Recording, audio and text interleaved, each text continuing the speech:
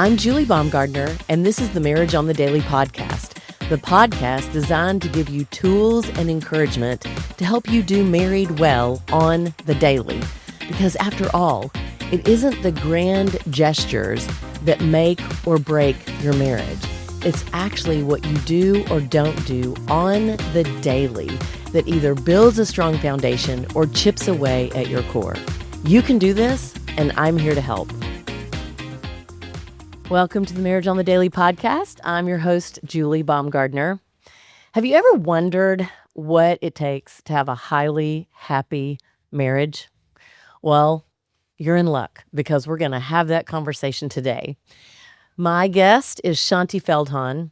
She is a researcher, author, speaker. She has written so many books worth reading, I assure you.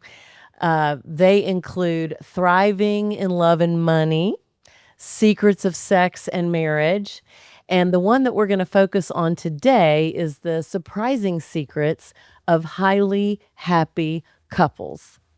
Shaunti is married to Jeff. They've been married for 31 years, and they have 2 adult children. My friend, welcome.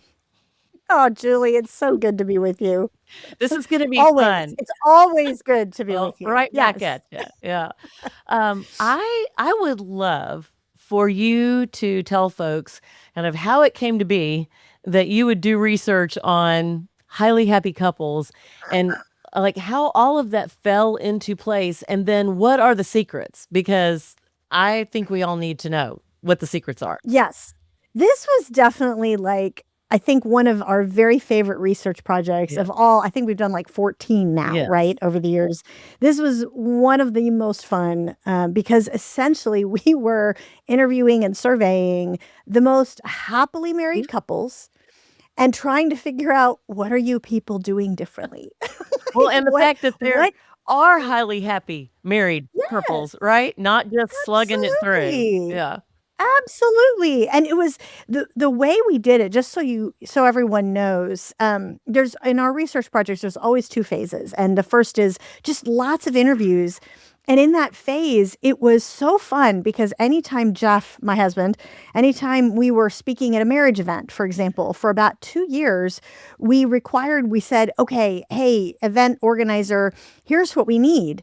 We're going to come in a day in advance. And this is part of the event contract, right? We're going to come in a day in advance, and we would love if you're willing to find in your church, in your community, whatever the event was, the most happily married couples that you know, right? Connect us with 5 or 6 of these really, really happily married couples so that we can sit down with them for an hour and just pick their brains and interview them. And what we were looking for was these little day-to-day things that they may not have even realized mattered. And so once we kind of got a sense for, wow, I've heard this 27 times, I think this matters, we did a big national survey. And actually, it was a big nationally representative survey, a matched pair survey. So even though it was anonymous, that, we knew this husband was married to this wife, and we could check and see, wow, they really do these things. And so we were comparing the most happily married couples with everybody else, including happy couples. But we found 12 things that are little and they really matter. And do I remember correctly that both spouses had to say that they were highly happy in their marriage before you would include them in your study? Is that right? Correct. Yeah. The way that we did it was we basically said, if this husband and this wife, independent of each other, never knowing what the other person said, because the surveys were completely independent, if they both answered that they were at the top level of happiness in their marriage, those are the people I wanted to talk to, right? Because For sure. you can have a great marriage if, one person says, yes, we're at the highest level, and the other person says we're the next level down. You have a great marriage. But for the purpose of comparing and trying to figure out what they were doing, what their habits were, that's what we were using as the comparison group. Well, what I really, really love about this is that there's tons of information out there. about what's happening with couples who divorce and, don't do this, don't do that. Right. And I love the flip side of this that you're actually saying, "Hey, this is what we have found consistently across the board with couples who say that we're highly happy." So, do tell. Let's go through the list. Yes. Let's jump in. Yes. So if you want to know, like, probably because they're all really simple. The one that we always start with, and like Jeff and I always say, if we're doing a marriage event, and we're like, if you remember just one thing that we Yeah. said Yes. today, let it be this one, because this one ended up almost being a prerequisite. Like, it is really actually quite difficult to have a happy marriage without this one. All the rest of them, it was like mix and match, right? Some people did some things, other people did other things. But this one, basically, the happiest couples are choosing to believe the best of their spouse's intentions towards them, Yeah. even when they're legitimately hurt. This is a big deal because Yeah. everybody gets hurt.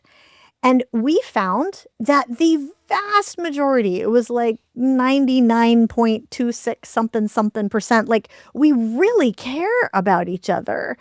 But if you want a happy marriage, you have to let yourself believe that, yeah, your spouse may have legitimately hurt you, like something they did. Yeah, that was something that wasn't great. Mhm.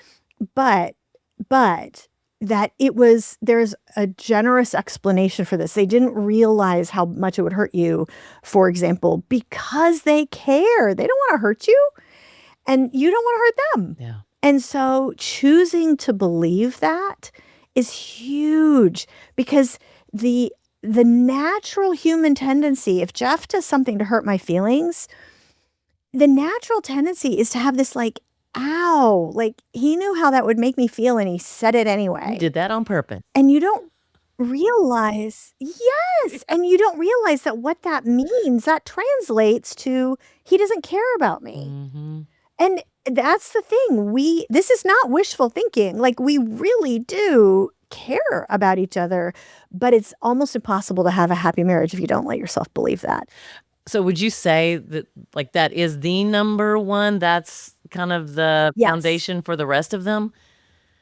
It is the foundation for the Yeah. rest of them. Now, I will say one of the things that's the most, that was really encouraging, and I just want to say this out loud to make sure everybody knows this.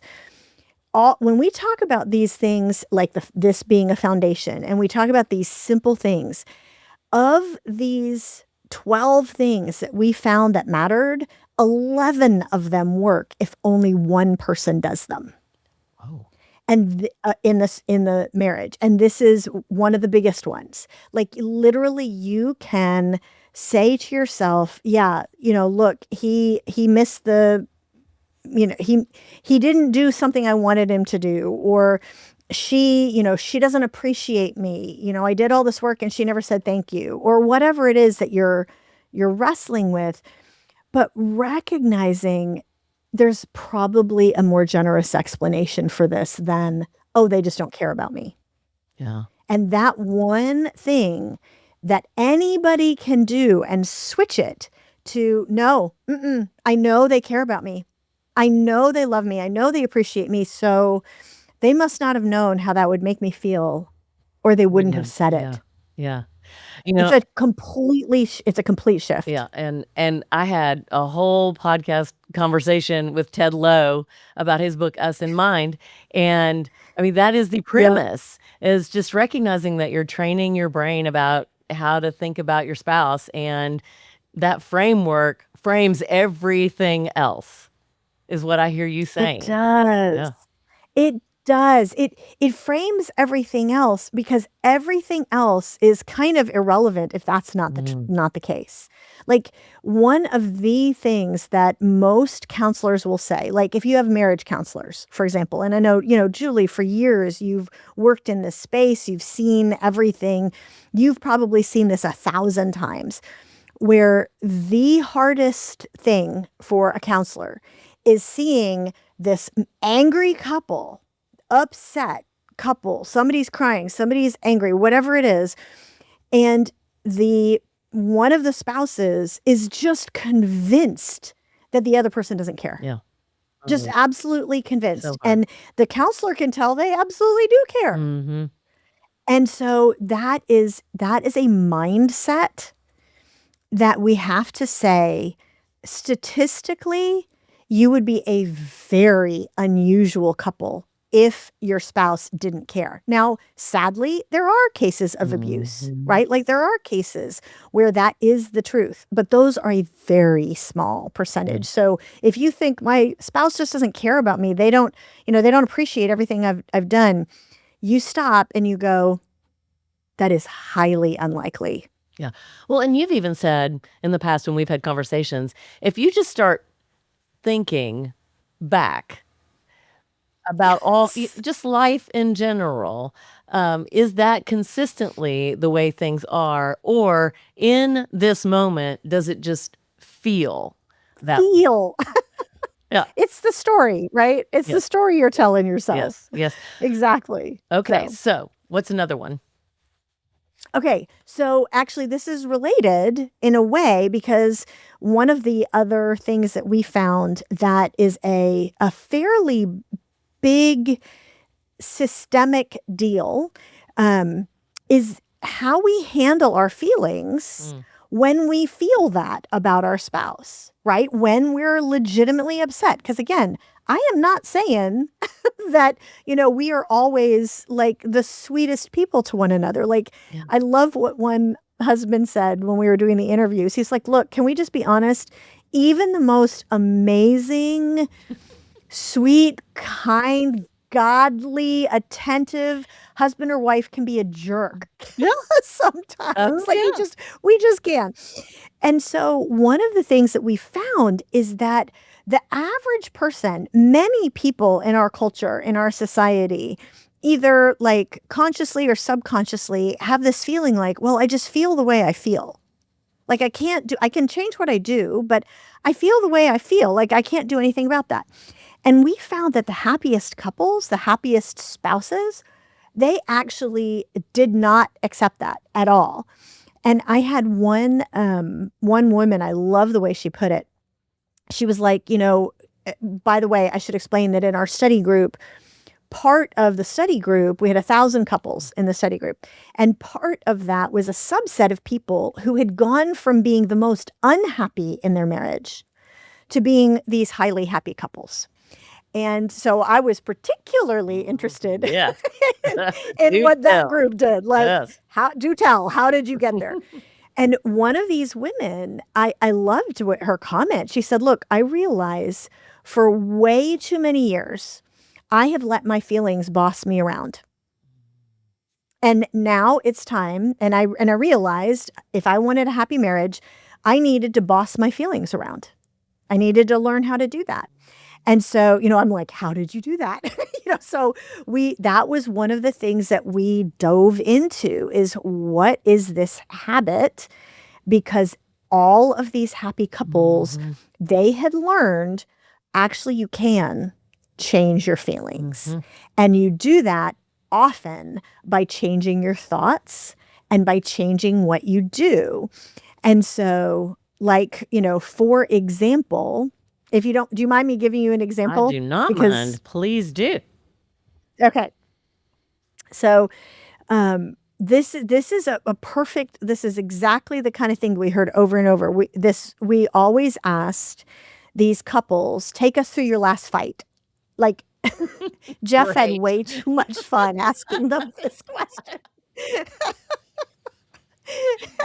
You could see them starting to get exercised again, Oh, and yeah. it was kind of funny. So anyway, so this one couple, the husband, this had just happened the week before we were doing the interview. And he described how apparently he was a business guy, had a wife, stay-at-home mom with 3 little kids. And this couple, he had been basically working 80-hour weeks for a few months. Mm. And he had been prepping for this deal. And the week before, on Thursday morning, he was going to get on a plane and fly away at 6 o'clock in the morning to go, sign this deal that he had been working on. And he called his wife 3 times from the office the day before on Wednesday to say, hey, honey, are you sure you're okay to get the dry cleaning? Because he had no shirts, like he had nothing to wear for the meeting. And are you sure you're okay to get the dry cleaning? And, I can go, or I could get somebody to go from the office. And she said 3 times, no, it's okay. I got it. I got it. So he comes home at 9 o'clock at night to find the dry cleaner's closed and she's forgotten to get the shirts. And he was so upset. And I said, what did you do? Again, like, take me through. What did you think? What did you do? And he said, I was so upset because, like, I called her and I offered and I said, I'll go, like, 3 times. And he described how, he had to get away. Like, he was just so mad. And he apparently had a woodworking hobby and he had a workshop in the basement. And he was like downstairs, like with a rubber mallet, like pounding the wood together. And he said, and I asked her 3 times and she always does this. And then he goes, now listen to this, listen to what he was doing. And then he said, but then I realized that's really not fair because, she had the kids and the kids were sick. And he describes this whole thing of where she had spent the whole day going to different doctors and different pharmacies and all these different things. And he said, and when I got home at 9 o'clock at night, there's dinner waiting for me. And she always makes me dinner no matter how late I come home. And she's such a good wife. And why am I being such a jerk? Wow. And and that's an example of what we heard from these different couples. And I realized after hearing that, 20 or 30 or 40 times, I realized, wait a minute, this person, because we saw it, both men and women, obviously, this person is talking themselves out of being mad. Yeah. They are focusing on the good things that their spouse does and the sort of the generous things in order to put their anger in perspective. And the anger just starts kind of dissipating because they're thinking about other things that are just as legitimate. And that is an example of, this is classic for anyone who's in counseling, cognitive behavioral therapy, right? This is thinking about something in order to shift your feelings. And we found this without, these folks had never heard of cognitive behavioral therapy, but this is something they had learned that they did. And she felt terrible. Like, don't you just know that she Oh my died? gosh. Like, I'm cringing, like, when we're talking to them and she's like, because of course we're talking to them and she's like, like because everybody feels his pain and then feels her pain. Mm-hmm. Exactly. Yes. Okay, so tell us more. Tell us more of the 12. Okay. Well, I'll do one that's kind of related. These are two different habits, but they tie together. You know how people always say, don't keep score. Mm-hmm. Right? Like, yes. Don't get historical. Exactly. Don't keep score. Keep no record of wrongs, whatever. And I think actually when we say don't keep score, we've been doing ourselves a disservice and our marriage is a disservice because we actually found that the happiest couples 100% keep score, but they just don't keep score of what's wrong. They keep score of what the other person is giving. And it's this really fascinating dynamic that happens because if you have your antenna up to sort of be attuned to what the other person is giving, yes, then you're going to start seeing it everywhere. And you otherwise might not notice. I was talking to this one woman, you may remember, Julie, a number of years ago, I did this experiment for the 30-day kindness challenge. Oh, yes. To try to figure out, like, what is it that you can do that'll improve any relationship, right? Not just marriage. And this, it's you do these same 3 things every day for 30 days. And this one woman was describing how she, in her marriage, had been in a really, really difficult place. And she had heard me on the radio describing the 30-day kindness challenge. And she's like, I got to do something because my marriage is falling apart. Like so she had decided that she was gonna do this. And one of the elements of the 30-day kindness challenge is noticing what the other person does and like saying words of affirmation for that, like sincere praise or thanking them or whatever it is for what they're doing or who they are or whatever. And she described how she got home that night, and it was actually a really hard night to start this because she had had a really, really difficult day at work. And, her husband, one of the things that he had been doing that had been driving her absolutely crazy was she felt like he just took her for granted. Like he would just waltz by, the dishes would be piled up in the sink and he would just waltz on by. And she's like, and he doesn't care. Like he expects me to do everything, I guess. Like, and so she, just not in a good place whenever she was around her husband. But that night when she got home, it had been a difficult day at work. And so he asked, like, how did the big meeting go? Like, she was sharing all the stuff that had happened and he was listening to her. And as they're talking, the kids in the other room start like freaking out and fighting. And she was like on her last nerve. Like she was getting ready to go postal, right? And he looks at her face and he goes, I got it. He went into the other room, dealt with the kids, and he was, strict, but he was kind and he handled it. And then, a few other things. And she said, I realized at that moment, wait a minute, I have this husband who is a great father. He handles the kids really, really well. He's listening. He's generous. He took the time, he takes the time to listen to whatever I've got going on at work. And I'm worrying about the dishes in the darn sink. Yeah. Like, no wonder I am so unhappy. No wonder I'm so stressed. Now, does that mean that the chores are something to ignore? Of course not.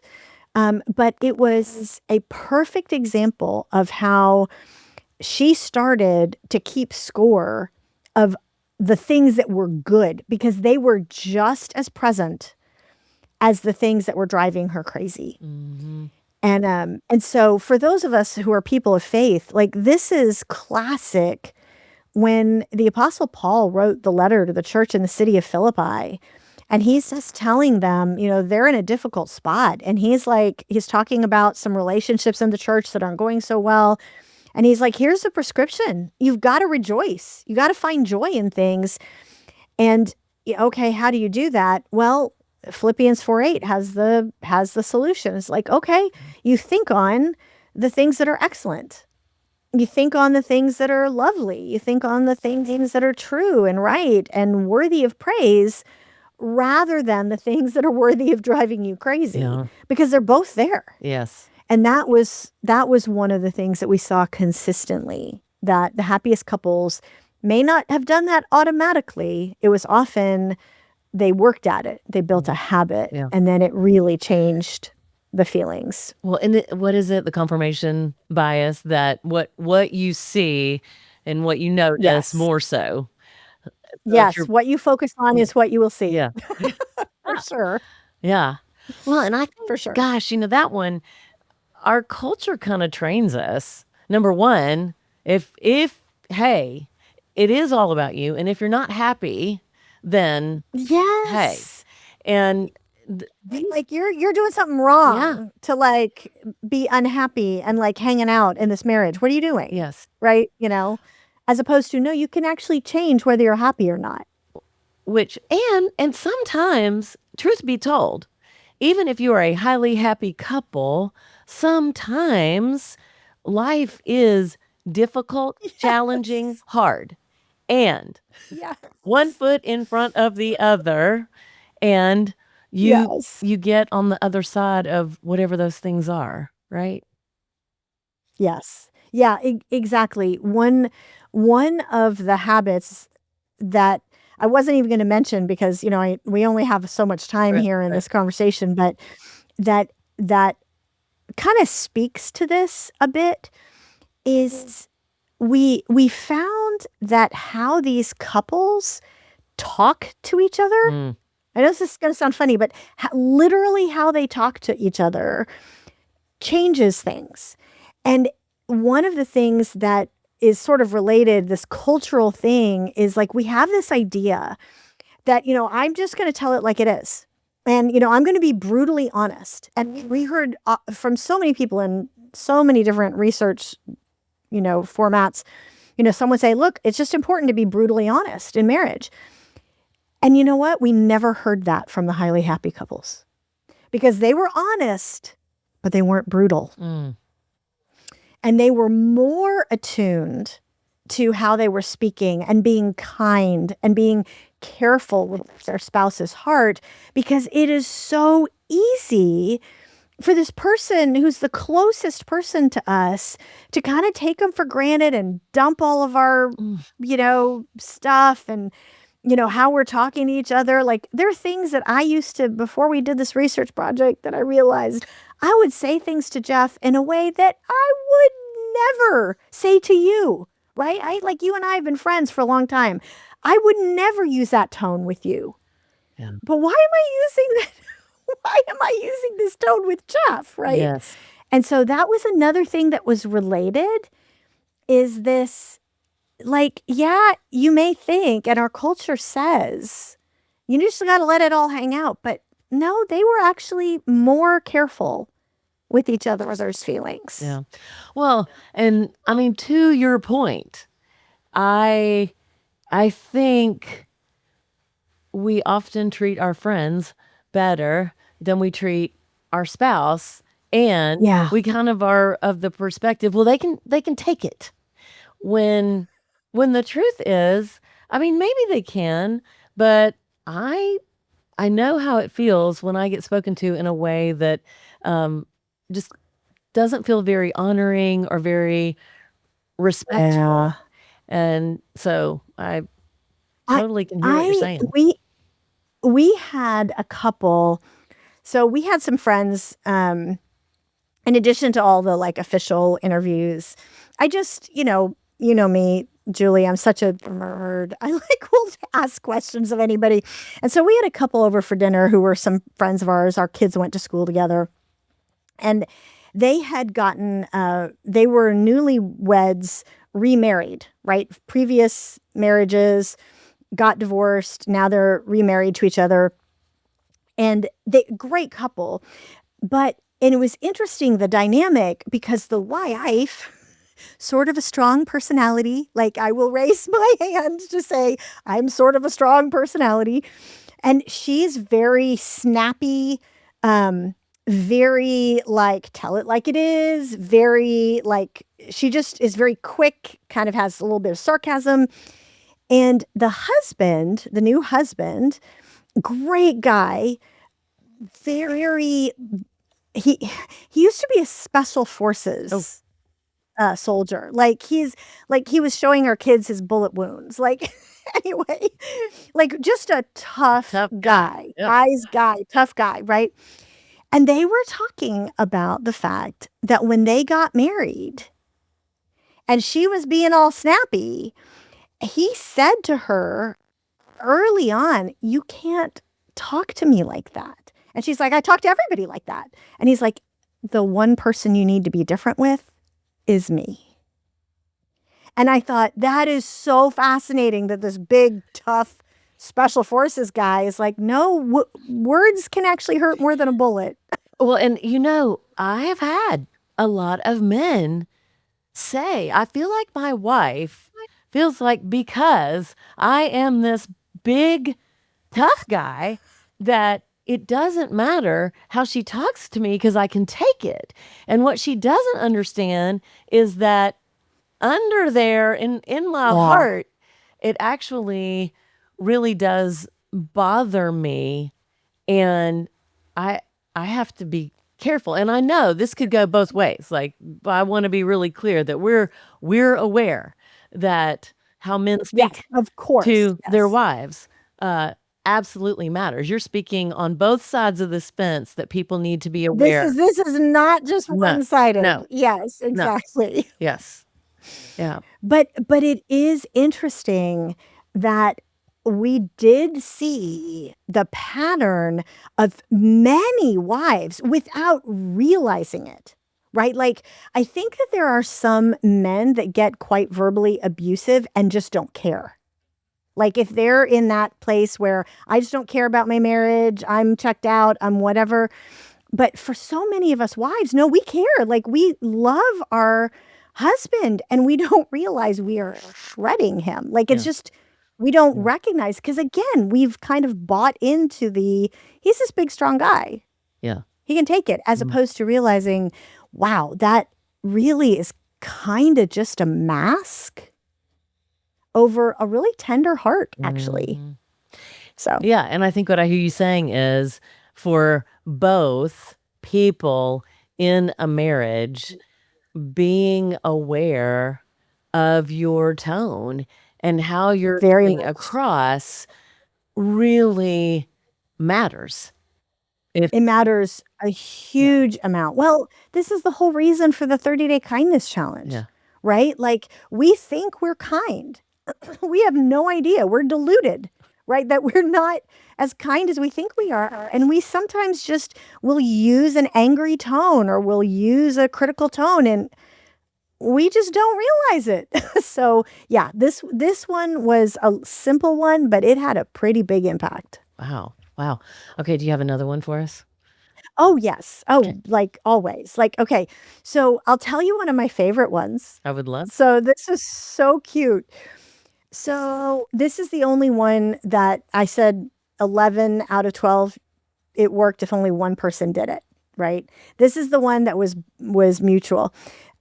Because we would hear these things from these couples when we would ask things like, take us through your last fight, right?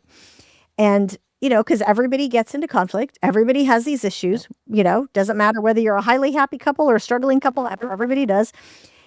But we would also say, like, take me through when did you know the fight was over? Like, how did you resolve it? Like, we wanted to actually go through the life cycle The repair. of some of these Yeah. some of these common relationship issues. And we saw the cutest thing where, like, the couples would sometimes look a little embarrassed, like they didn't want to say out loud. But what we found is that they had, many of them, not everybody, but I can't remember the number. It was like at least 2/3 of the couples had some sort of signal of mutual reconnection. Like, the issue might still be there. The issue may not be resolved, but the signal was that we're okay. Yeah. And so, like, it was things like one guy was like, "Yeah, we touch pinkies." I'm like, "You what? What? What?" And he's like, "Well, somebody's mad, somebody's whatever, and one of us will come up to the other and we'll stick our pinky out and go, and if the other person, okay, and reaches out and touches pinkies, it's like, we're okay." Yeah. And sometimes you stick the pinky, the guy was like, sometimes I stick the pinky out and the wife's like, I'm not there yet. Yeah. But that kind of mutual signal that was just theirs, it was so sweet. We heard, again, this wasn't everybody, but we heard that about 2/3 of the time. I had one guy he blushed when we were talking about this. And he looked so, like, embarrassed or so, like, flustered. And I was like, okay, I'm so sorry. I have to ask, what's the signal, right? And he's like, and he's this tall, like, big guy. And he's like, I have to meow. A meow. And she meows back. Okay. It's like they were both like cat lovers or something. And it just had become this sweet little, like, their own personal little tender thing with each other. And he's like, "This is why I'm not telling you my name." I'm like, "Okay." But, I do love that because I think what you see with highly happy couples is they kinda have their own language and their signals, with each other, and it's all Yeah. their own, and, I mean, he shared that, but, most people don't. It's just between the 2 of us, which is what makes it special and different, so, Yeah. yeah. Yeah. Well, Exactly. in order to get the rest of these, folks are going to need to read the book, which I strongly encourage, and would also encourage people to do the kindness challenge. But before we wrap, I want to ask you, what is one thing that you would encourage couples to do on the daily that you feel like would help them build a strong foundation in their marriage? So this is actually one of the other secrets that we didn't get to, and I'm so glad that you asked that as like your last question. Because one of the things that is the most simple thing that the happiest couples did, um, was that they literally just allocated time to hang out together. Mm. It sounds so simple, almost like unimportant simple. And instead, it's incredibly important. And it's interesting. We found that the happiest couples actually treated each other first and foremost like best friends. Mm. And the primary predictor of the friendship isn't what you think it is, right? We think of the primary thing that makes a friend is, you have shared values or shared interests or similar temperaments or whatever. And all that's important. Like that's in there somewhere. But the primary predictor of friendship is geographic proximity. You're the best friends with the people you see the most often. Yeah. And we as married couples, if we're treating each other first and foremost like best friends, we need to have time together in our very overscheduled lives with kids doing a bazillion different things and us working all the time and whatever. We found that the happiest couples, they may or may not have like an official date night. And if that's what you need to hang out together, absolutely do it. But like Jeff and I, we found that for us, we're traveling a lot. Date nights just aren't like feasible for us. And so we will often have coffee in the morning. Like back when we were, the kids were a little bit younger, we'd get them off to school and we'd just sit and read the news and have coffee. And we still do that today. And it's not like we're splitting the atom or looking deep into each other's eyes and having these deep conversations, but you're having, say, some time together, and that cements you two as friends. Whether it's that or it's sharing a hobby together or going for a walk after dinner or whatever it is, that would be my on the daily advice is find something that you can connect every day. So good. So good. Thank you for all of this wisdom, and I do hope that people will dig in. Thank you for being with me, and thank you all for listening. You can check out marriageonthedaily.com for resources, Shaunti's resources, and other resources and updates. And if you enjoyed this episode, I would be so grateful if you would share it with your friends because that helps us to spread the word. And until next time, remember, it's the little things that matter on the daily in your marriage.